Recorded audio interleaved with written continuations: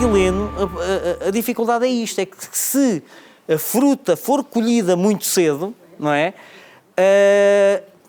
Haja etileno, aquilo já não, e se lhe meterem etileno, então já não amadurece, de forma alguma. E isso é uma chatice. Também nesse âmbito, nós podemos ter aqui abordagens diferentes, que é, nós vemos sempre isto, a supressão, a adição de elementos por causa do etileno no produtor, nos armazéns, mas grande parte do desperdício das frutas ocorre no consumidor. Então, e se nós tivermos elementos em casa que colocamos no frigorífico ou colocamos na fruteira que acabam por fazer essa supressão do etileno e permitem-nos ter a fruta em melhores condições durante mais tempo?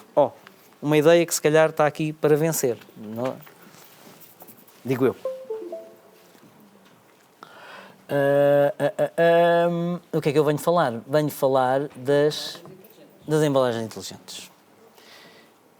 O que vale, é que eu no dia já vou falar bastante, já falei muito, vou dar só aqui mais uns pequenos contributos para além daquilo que já falei ao nível das embalagens inteligentes. Portanto, vocês estiveram lá em baixo, acabaram por assistir à componente das vantagens ao nível da embalagem inteligente, foram dados aqui outros contributos muito interessantes que realmente estão na vanguarda da tecnologia na utilização de blockchain, porque o blockchain permite fazer certificação e ter uma certificação da comunicação e dos dados, e nessa perspectiva é também uma das tecnologias que está a ser muito utilizada. Portanto, enquadra-se na atividade 3 e onde é que vêm os benefícios, onde é que efetivamente a embalagem inteligente pode atuar?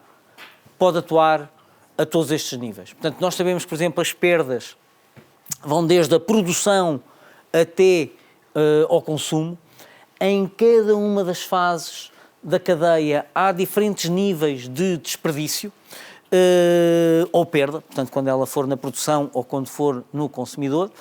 E na realidade, nós temos que atuar, tal e qual como aqui foi prestado, numa situação em que o termos a rastreabilidade do produto, sabermos em que condições está o produto em tempo real, permite-nos reduzir estes níveis de desperdício. Por outro lado, o colega que aqui esteve quis ser politicamente correto, porque a rastreabilidade tem efetivamente uma vantagem, que é eu posso imputar culpas. E o imputar culpas é, na realidade, pedir retorno, pedir ressarcimento de determinados valores. Pronto, é outra das vertentes que a rastreabilidade tem como influência. Lá está, elas podem atuar para estender ou para auxiliar a estender a vida útil, não é que estendam a vida útil no verdadeiro sentido da palavra, mas podem contribuir para isso, mas, sem dúvida, vão auxiliar para facilitar o transporte e o marketing, para aumentar a eficiência e, lá está, assegurar novas funções, muitas das quais nem estão devidamente pensadas ao nível da rastreabilidade dos produtos, prevenindo também a componente de fraude e de roubos. Recordemos que muitos dos produtos agroalimentares são de origem em região demarcada e por aí fora, portanto, e desta forma nós conseguimos efetivamente garantir a autenticidade do produto. Porquê? Porque sabemos de onde é que ele veio, portanto temos uma perfeita noção da origem e para onde é que ele vai. Claro, e depois a condição das perdas e da poluição associada. E agora, portanto, qual é que é a estrutura do trabalho que nós fizemos e que novamente está disponível na página do projeto para vocês descarregarem e fazerem uma análise mais detalhada? Nós tentamos responder a estas perguntas.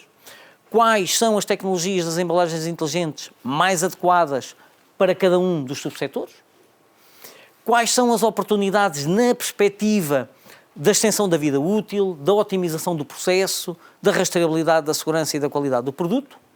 E também, quais é que são os desafios que estão inerentes à utilização deste tipo de soluções que são tecnologicamente avançadas e que muitas das vezes, como nós temos aqui noção, não estão disponíveis ou então, se estão disponíveis, têm um custo muito elevado.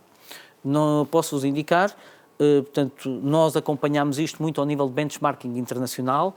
Em novembro estivemos numa feira internacional em Madrid, que eu não me lembro do nome. Foi EMPAC, pronto, a EMPAC em Madrid, que é uma feira mundial do setor, e se vocês me perguntarem o que é que se encontrou na feira internacional de embalagens, acerca de embalagens inteligentes, eu digo-vos, não vou dizer zero, mas foi muito pouco. E qual é que foi aqui a indicação? A indicação é que efetivamente a embalagem inteligente tem ainda um custo muito excessivo. Num contributo, por exemplo, relativamente à primeira apresentação aqui da Competinove, nós também estamos a trabalhar numa vertente ao nível da embalagem terciária, palete, e aí sim, na embalagem, na palete, nós estamos a incluir sistemas de rastreabilidade com GPS e com monitorização. Vejamos, numa palete, que é um elemento vai e vem, e que é reutilizável e que não há tanta possibilidade de perda ou até mesmo de desgaste, ou é menor, já estamos a pensar numa solução que é mais adequada para fazer a rastreabilidade. E nós estamos a desenvolver soluções também com materiais termoelétricos, ou seja, são paletes que têm baterias e que a energia elétrica das baterias da palete serve para alimentar elementos termoelétricos que estão nas embalagens e, dessa forma, assegurar uma temperatura mais baixa nas embalagens durante o transporte. Então, como vocês veem, tecnologias aqui aplicadas, estamos em várias facetas. Como é que nós fizemos isto? Fizemos uma revisão sistemática de literatura científica através do Prisma, benchmarking internacional e também levantamento e auditorias em micro e pequenas empresas sobre a avaliação destas tecnologias, o que é que conhecem, o que é que sabem, vale a pena, não valerá a pena, portanto fizemos este tipo de diagnóstico. Pronto, e com isto resultámos em 2 estudos, um de boas práticas e outro de um conjunto de soluções dirigidas a cada um dos setores. Como falámos aqui há pouco, assim, este é um exemplo global de uma embalagem que pode ter aqui um conjunto de add-ons que a tornam inteligente. E o que é que eu queria aqui indicar? Vejam, nós podemos ter soluções ao nível de sensores ou biosensores ou sensores que nos avaliam as alterações das propriedades químicas ou da temperatura ou até mesmo depois, de uma forma indireta, aferir a qualidade do produto ou até mesmo mudanças.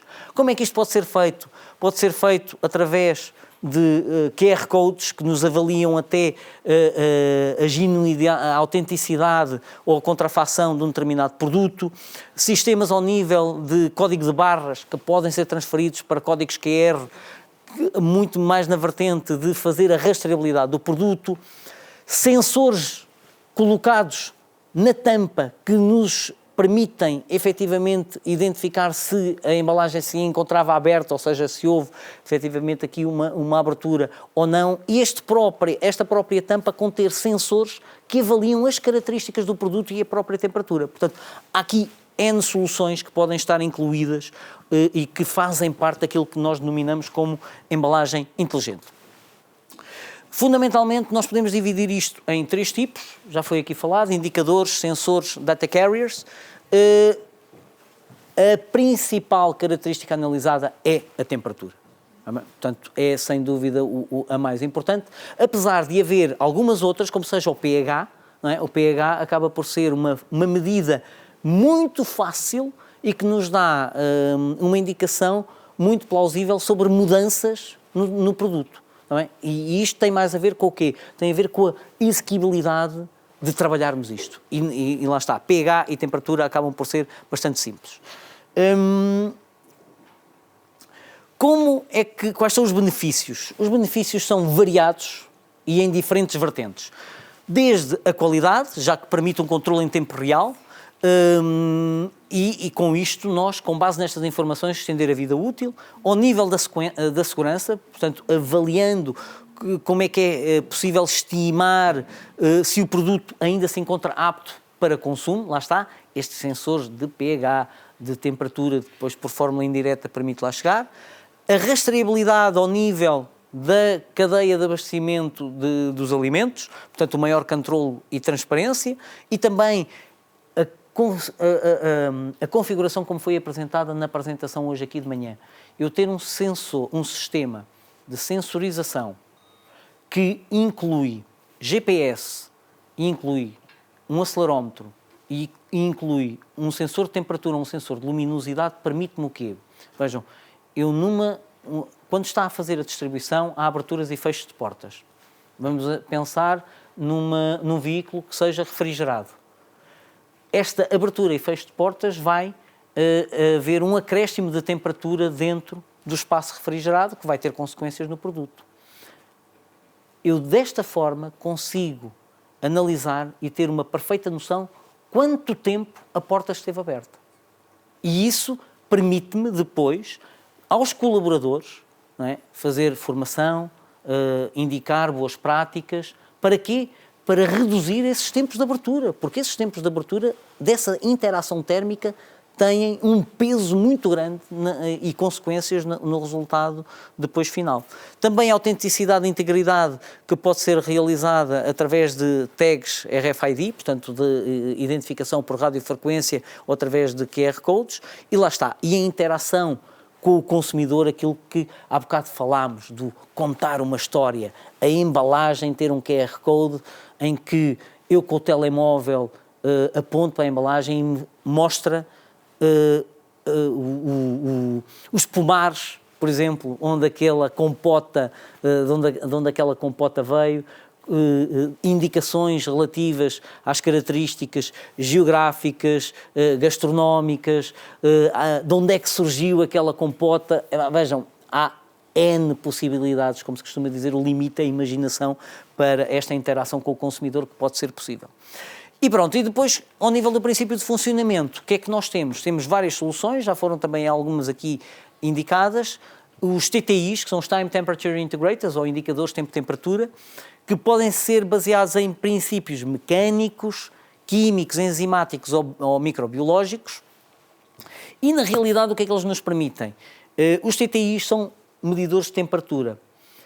E o que é que eles fazem? Vejam, esta é uma medição indireta, portanto, o que se faz em laboratório é pegar, por exemplo, num elemento químico que, da reação a determinada temperatura, vai haver uma colorimétrica. Portanto, isto muito visível para o utilizador. Depois, ao nível dos indicadores de gases, temos desde corantes redox a pH ou enzima, vão depender do ambiente interno, e também do estado da qualidade, e permitem-nos efetivamente detectar mudanças do ambiente no interior da embalagem. Acaba por ser cada vez mais importante quando temos embalagens a vácuo, embalagens com outros tipos de concentração, ou seja, embalagens modificadas. Os códigos de barras, todos nós conhecemos, não vou dar muita importância a esta tecnologia que está extremamente bem sedimentada no mercado, portanto é o que hoje todos nós fazemos uso, mas quando falamos em códigos QR, ou seja, códigos bidimensionais, acho que há aqui, como vos disse, mais valias da sua utilização, e temos aqui outras tecnologias, como seja ao nível das tags, das etiquetas de radiofrequência. Lá está, que nos permitem ter uma informação mais pormenorizada sobre o produto, para além de uma leitura muito mais própria. Eu queria vos dar aqui exemplos do que é que nós conseguimos fazer com tags RFID. E as tags RFID podem servir até para a questão da fraude ou do roubo. Imaginem, eu tenho um semi-trailer cheio de embalagens, em cada embalagem tenho uma tag RFID, e em vez de andar quase a picar caixa a caixa o código de barras para ver o que é que lá está, basta-me passar por uma antena e essa antena recolhe a informação toda do produto. Portanto, sei logo se houve alguma perda pelo caminho, se houve algum extravio não antecipado, portanto, e além do mais, vejam, é a rapidez com que todo este processo ocorre. Portanto, e depois ao nível dos biosensores temos materiais biológicos, antigénios, enzimas e ácidos nucleicos que depois nos permitem, em função dos analíticos biológicos específicos, avaliar e diagnosticar a qualidade e a segurança alimentar. Cá está, vou-vos dar aqui pequenos exemplos que estão acerca destes TTIs. São elementos que estão no mercado, este, o 3M e aquele, o Temp Cost, que na realidade são indicadores de imagem. Portanto, conseguimos de uma forma... Vejam, isto são autocolantes que são colocados no produto ou na parte interior da embalagem. E desta forma nós temos uma análise visual acerca do histórico de temperatura a que este produto esteve. E logo aqui podemos, lá está, em função da reação que é considerada, ele dar logo a indicação de está em condições ou não está em condições. Vou-vos dar aqui um exemplo que é muito engraçado onde isto está a ser utilizado, que é em garrafas, por exemplo, de cerveja. Toda a gente costuma-se dizer, não é, que a cerveja sabe bem fresquinha. E há indicadores de tempo e temperatura que são colados na garrafa e este indicador muda de cor quando a temperatura da garrafa está abaixo de determinados graus. O que é que isto garante? Garante que está a ser bebida a cerveja fresca. O mesmo acontece com o vinho. Portanto, nós sabemos que há vinhos que devem ser consumidos a 11 graus, outros a 15, outros a 18, dependendo da tipologia. E esses indicadores de tempo e temperatura garantem que a temperatura da garrafa está exatamente a esse valor. Portanto, isto podemos dizer que aumenta... peço-vos desculpa. Aumenta as características... Pensei que tinha desligado isto, as características sensoriais do consumo. Depois, temos outras soluções, também ao nível dos indicadores de frescura, e os indicadores de frescura permitem, e há exemplos também para várias tecnologias que nos permitem avaliar como é que está a frescura do produto e aqui muito na vertente daquilo que há bocado estávamos a falar até do próprio etileno, está bem?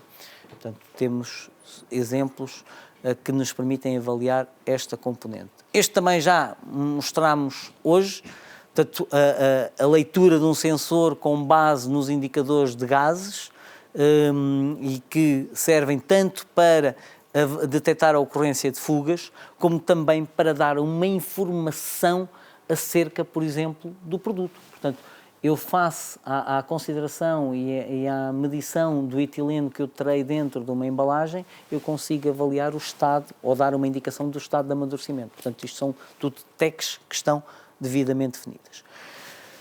Ao nível dos sensores, os sensores, como nós sabemos, tipicamente são baseados em sistemas eletrónicos, mas com uma base bio e que, através de enzimas, anticorpos, micro-organismos, que são o biorreceptor do analito, permitem-nos depois, através de uma determinada transdução, chegar a um sinal elétrico que é mensurável.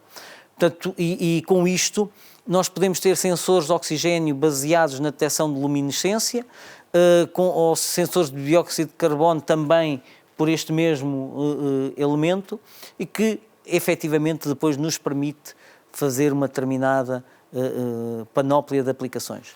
Portanto, vocês viram também estes exemplos de manhã. Queria-vos dar aqui uma indicação que, enquanto esta solução é uma solução de um TTI aplicado na carne, ou seja, um Time Temperature Integrators, aqui não, aqui já temos um circuito eletrónico, que na realidade é um autocolante, que é colado na caixa e que nos vai permitir fazer toda a solução de rastreabilidade do produto para além da medição de determinados parâmetros. As bases de dados, também já aqui falámos e foram identificadas da parte da manhã, portanto, código de barras, códigos QRs e identificação por radiofrequência. Demos estes exemplos mais práticos, que o código QR é um código de barras bidimensional que permite o armazenamento de muita informação sobre o produto. Eu acho que há aqui, se me perguntarem assim, ok, então hoje o mercado está dominado pelo código de barras. Efetivamente há uma evolução tecnológica e há aqui um ganho se nós utilizarmos as tags de radiofrequência. Eu acho que pelo meio vamos passar pelos códigos QR. Acho que os códigos QR vão permitir aqui resultados mais significativos. Pronto, neste caso, os sistemas ao nível da identificação por radiofrequência, o que é que nós estamos a falar? Estamos a falar numa etiqueta.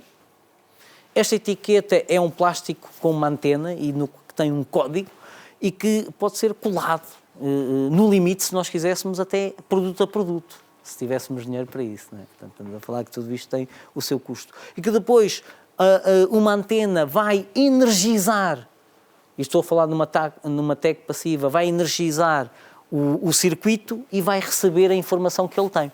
Portanto, isto depois, através de um leitor, os dados são armazenados e desde que eles estejam num computador, são digitais e podem ser transferidos para qualquer lado. Portanto, temos estas vertentes. Ao nível também de níveis de conexão do packaging, nós podemos ter desde soluções em que nível 0, ou seja, não tenho nenhuma característica inteligente nem ligações, a ter os códigos de barras ou os RFIDs, a ter soluções que dão avisos ou dão alertas, por exemplo, se a embalagem for aberta, se houver aqui um caso de tentar abertura ou de fazer algum tipo de atividade fraudulenta ao sistema. Portanto, há N soluções e muitas delas hoje passam, e queria que também tivéssemos, porque é um novo mundo que se começa agora a abrir a todos nós, que é a utilização da inteligência artificial e dos algoritmos de inteligência artificial no apoio à decisão. Eu não sei de quantos é que aqui estão, têm ouvido falar com certeza muito do ChatGPT, ou se não ouviram falar do ChatGPT, aconselho que experimentem, porque vão ter uma surpresa com aquilo que é capaz de fazer. Pela positiva, se quisermos assim ver a situação, ainda há aqui um balanço do que é que vai dar, mas realmente há aqui um novo modo de pensar com base nestas soluções. Em termos de conclusão, e focando nesta última componente que vos indiquei, ao nível da inteligência artificial, dos métodos de apoio à decisão, eles podem funcionar todos muito bem, não deixam de ser, no meu ponto de vista, um apoio à decisão. Eu acho que a última decisão tem que ser sempre nossa. Porquê? Porque eles não são detentores da verdade toda, nem têm o conhecimento total. Depois, todas estas soluções, que nós chamamos de inteligência artificial, são como nós. Nós, para sermos inteligentes, tivemos que aprender primeiro. E se nós não dermos exemplos, se não ensinarmos, a inteligência artificial nada aprende. Portanto, deixa de fazer sentido. E é aqui que entram depois os sensores. E entra toda esta solução da sensorização instalada, que sim, com base nesses resultados, com base nesses elementos de sensorização, aí conseguimos tirar melhor resultado destas soluções de inteligência artificial. Ao nível das embalagens inteligentes, vou fechar esta apresentação como comecei no início do dia. Eu acho que isto é um bocadinho como vocês hoje veem no setor automóvel. Nós ligamos a televisão e vemos um anúncio de um automóvel, e o automóvel ou é elétrico ou é híbrido.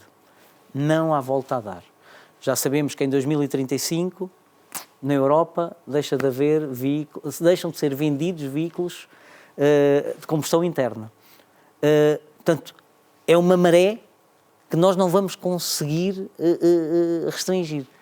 E as embalagens inteligentes, eu acho que vai acontecer o mesmo. Não consigo dar-vos um prazo, porque senão tinha jogado o Euromilhões, e jogo o Euromilhões, mas não ganho nada, é sempre uma chatice. Mas vai acontecer e no futuro estas soluções com a evolução da tecnologia, a baixa de preço que vão conseguir, vão entrar no mercado e vão nos proporcionar, no meu ponto de vista, outra maneira de ver os negócios, outra maneira de ver os processos. E temos que estar preparados para tal. Obrigado.